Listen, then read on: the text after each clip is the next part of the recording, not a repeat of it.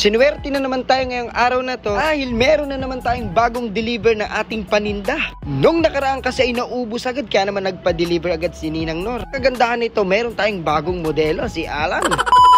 Sa mga oras na ngayon ay kukuha nga tayo ng product na deliver sa atin na bago nating ititinda. Dahil dun rin naman sa baba ang punta na namin, binaba na rin namin yung aming mga basura dahil wala naman ibang magtatapon kung di kami. Laking pasasalamat ko talaga sa mga ka-roommate ko dahil sabay-sabay ang day off namin. Hindi ko naman kasi kayang buhatin yung 100 pieces kaya kailangan natin ng assistant na si Alan at saka si Ratel. Biglang ang naalala ni Alan, dati daw yung namamasura siya, yung kumukuha ng mga basura sa mga bahay tapos babayaran ka ng 5 peso. Napabilib mo naman ako, Alan, sa'yo dahil wala naman sa itsura mo na mamasura ka dati.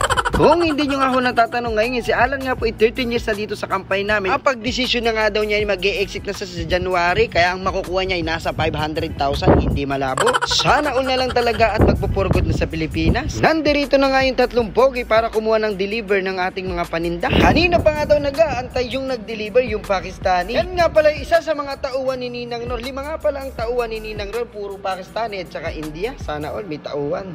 Plus nga pala kami nagpapasalamat sa mga nagre-reseller kay Ninang Nor. Baka naman, Ninang, meron akong porsyento sa mga nagre-reseller. Charot. Medyo may kadamihan din talaga yung deliver sa atin ni Ninang. Mukhang pang isang buwan natin itong pangbenta. Maniwala kayo sa hindi, kay Pinidiskarte 3 araw lang yan ay ubus na. Basta sipagan lang natin. At konting tiyaga at pasensya sa mga ibang customer. May iba kasing mga customer na napakababa na ng presyo mo ay binabarat pa. Hindi nila naiisip kung paano ang proseso ng ganito. Yung pamasahe mo pa, magbabayad ka pa sa tao, mag-aalok, hihingi ng tawad, tapos uutangin lang pala. Charot.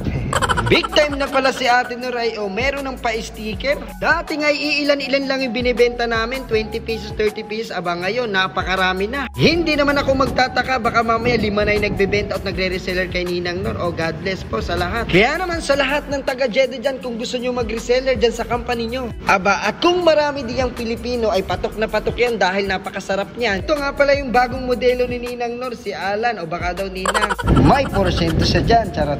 Siyempre, pagbubuhatin natin siya ng ating paninda, kaya naman binilang ko lang muna siya ng soft drink. Hindi naman talaga biro ang pagbuhat dahil mula ground floor hanggang 5th floor ay bubuhatin namin ito. 100 pieces ba naman ito? Napakarami din. Inumpisahan na nga namin buhatin para makarating kami kaagad at para magbenta na rin kami maya-maya. Kung napapansin nyo nga yung boses ko ay may mga pumapatak-patak na ulan dahil dito ngayon sa Saudi ay umuulan na napakalakas. Hindi lang ulan ang talaga ang makikita mo, may mga buhangin pa.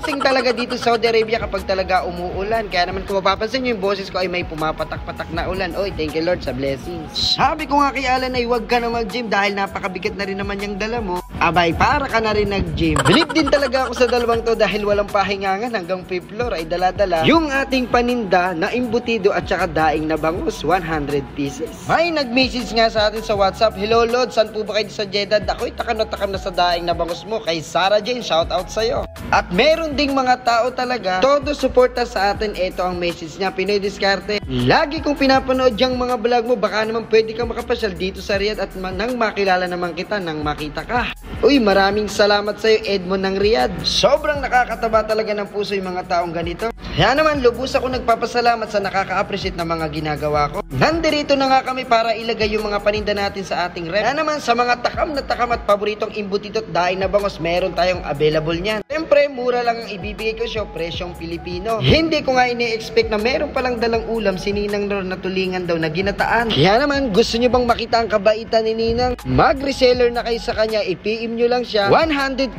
legit na masarap ang tinda ni Ninang Nor. Kung alam mong marami sa company mo na Pilipino, aba, i-PM mo na si Ninang Nor at mag-reseller ka na. Hindi muna nga pala tayo magtitinda ngayon dahil maulan. Baka nga, huy, magkasakit pa tayo ay kulang pa nga itong pampagamot sa ating mga tutubuin. Tapos uutangin pa. Charot. Kaya naman, kung kaya ko ay mas kaya nyo. Ang sabi nga ng iba, walang imposible sa taong madiskarte. Kaya hanggang dun lamang po. Maraming po salamat. Ingat. God bless. Thank you Lord sa blessings araw-araw.